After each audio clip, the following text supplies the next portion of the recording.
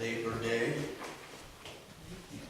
And you are blessed, and you are the blessers this morning, as we know that we are here by divine appointment, and that appointment is to show up as divine, as God, as gods, goddesses, as the Christ expression that each of you are.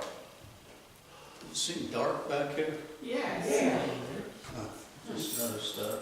The lights are just on, all lights are burning out. Let there be light, said God, as he was looking at the switch on the right. I think they're all on. I think they're all on. I just want to remind everybody that Thursday is World Day of Prayer. Yes. There is no more sacred service than that which is silent unity. For over 100 years, selfless love has gone out of silent unity, praying for what is now millions and millions of people worldwide. It started with a little organization created by Myrtle Fillmore called the Society of Silent Help. And that started with letters, and then it graduated to eventually to telephone. And now it is fully electronic. Everything is electronic, although you can send snail mail also. But they will be having a 24-hour vigil. You can access that live on unity.org, and they will be broadcasting the entire thing. You can also get to it through Facebook, their Facebook site. So today we're going to be talking about the ancient Hebrew word called Abracadabra. It's actually Aramaic. And that Abracadabra means I create as I speak. And this was picked up, later on by magicians and stuff, but really the original meaning was I create as I speak. And Jesus could have said that every time he demonstrated, as each one of us could say the same thing. Out of nothing are all things created. Out of nothing. You think about that for a second. It's kind of perplexing for us because we think of creating something, like for instance in my industry, if I wanted to create a church building like this, I would have to go out and get something else and bring it in to build it. But what we're talking about here in a spiritual sense is out of nothing, all things were created. And those created things are constantly in flux. All things have come to pass. Again and again in the Bible, in the Old Testament especially, it says, and it came to pass.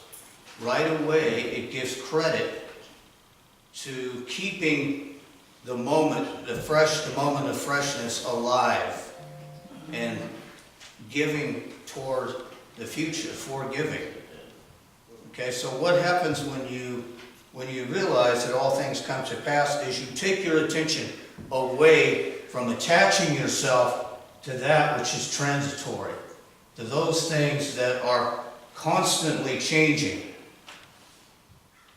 Out of nothing. So we move forward from nothingness, and we constantly focus our expectations of the future on our highest and best. Because really, this action, this dynamic that comes from Abracadabra, has everything to do with what we expect. Now, if we are so focused on that which is past, then we have just taken away from the gift of the present. The gift of the present says, here and now, in this moment, at this time, you are blessed. You are blessed to be here, and you are a blessing to the universe for being here. Do not ever forget your part in this, that you are a blessing. You are showing up to be the best Christ that you can be. To be the best Christ that you can be. Do not rely on ancient masters. Do not rely on Jesus to do this for you. You are here to show up. Take up the cross and follow me, were the instructions. Not drop down on your knees and worship me. That's too easy. Take up the cross and follow me. Be a Christ. Be a Christ. All of this is accomplished through one aspect of faith. We see this over and over again demonstrated in the Bible of how this creative process works. Paul described it in Hebrews, to the letter in Hebrews, as the assurance of things hoped for, the conviction of things not seen. This is the nothingness that we talk about. The conviction of things not seen, but yet we still have that conviction in our heart, knowing that it is there. It is in the knowing that creates the faith. The characteristic of faith is knowing even though you haven't seen it. And Jesus said, for whatever you desire, know that you have it and it will be yours. Present tense. By faith we understand that the universe was created by the Word of God, and that what is seen was not made except out of those things that are not visible. To give you another example, in John starts off his letter saying that in the beginning was the Word. In the beginning was the Word. This is before anything was created. And the Word was God, with God, and the Word was God. The same was in the beginning with God. All things were made by Him, and without Him was not anything made that was created. Okay? And to follow up on that same message, in the book of Genesis, in the beginning, the very first words of the Bible, God created the heavens and the earth.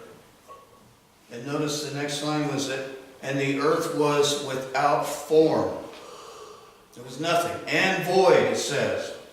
And darkness was upon the face of the deep. Darkness, nothingness. When we think of something, we look out in the dark and we can't see, that's what we think of a void. There's nothing there. There's nothing happening.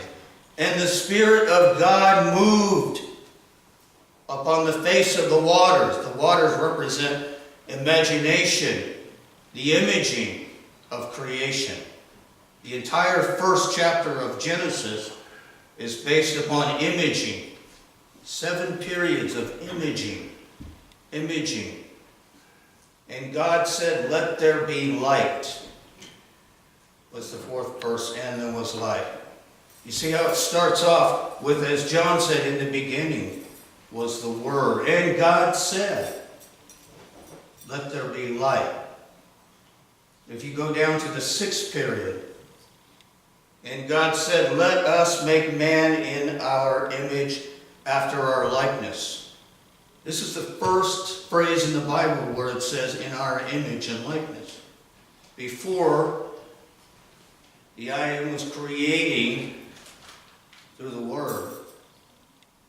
But in the 6th verse, let us make man in our image and likeness. Speaking to the Comforter. Let us make man in our image and likeness. And in His image they were made, male and female. In His image they were made, male and female. So you see the creative process of imaging in, and the likeness. It has to be the likeness of what we image. Because who is doing the imaging?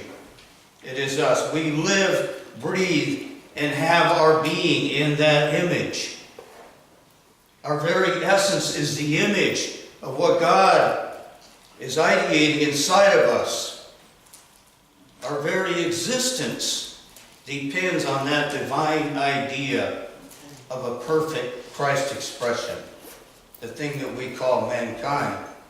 So God created them in His image. Keep that in mind as we go through this. And understand that during those 7 periods, there was 2 general themes here. There was God saying, and let there be. And then there was the explanation of what happened. And then there was light. And then there was an expanse between heaven and earth. And then there was the separation of the dry waters and the dry land, or the waters and the dry land. Each time God said, there was a creation made, followed by a resting period. This is demonstrated now by what science has discovered about the universe, that there is an on-off rhythm of the universe. The universe literally turns itself off in an equal rhythm as it turns itself on. On again, off again. Just like a computer. On again, off again. And it happens so fast that you can't pick it up. You are the one creating that rhythm. Genesis demonstrates how that works. And God said, there's the creation. And God said, let there be light. And then the demonstration of that light. You see, when God said, let there be light, there was no light. There was only a void. There was darkness upon the face of the deep. That can be likened to our winter. In the wintertime, when you see what appears to be nothing going on, there's creation happening. Yes. Inside the soil. There is a dynamic going on. There is a heat of energy that's being, a metamorphosis that's coming along, creating life. And in the springtime, you see evidence of it when there's a resting period. You see that demonstration of the creation, just like a movie projector. The movie projector is a bunch of clips that are clipped together, one very similar to the next. In between those clips, there is nothing. There is a period of nothing, and they're equal in length to create a natural rhythm of living. Science has discovered that consciousness is the same way. Through quantum physics, they have discovered that the observer sees things and creates things according to whatever focus the observer has. It's a pulsation. That mode can be adjusted according to your intentions and your beliefs. And in that off again period is the period of time when we change direction. In other words, when we pause. That's why in unity we go into the silence to pause. We stop for a while. Have you ever had a dream where you're in a runaway car? Or something happens and you go off the road and you crash? And you says, oh my God, what happened?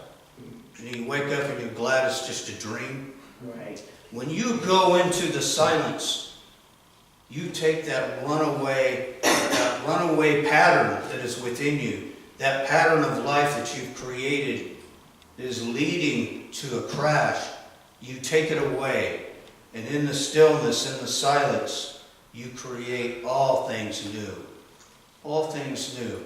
It is your period of creativity where you can say, and God said, and God said.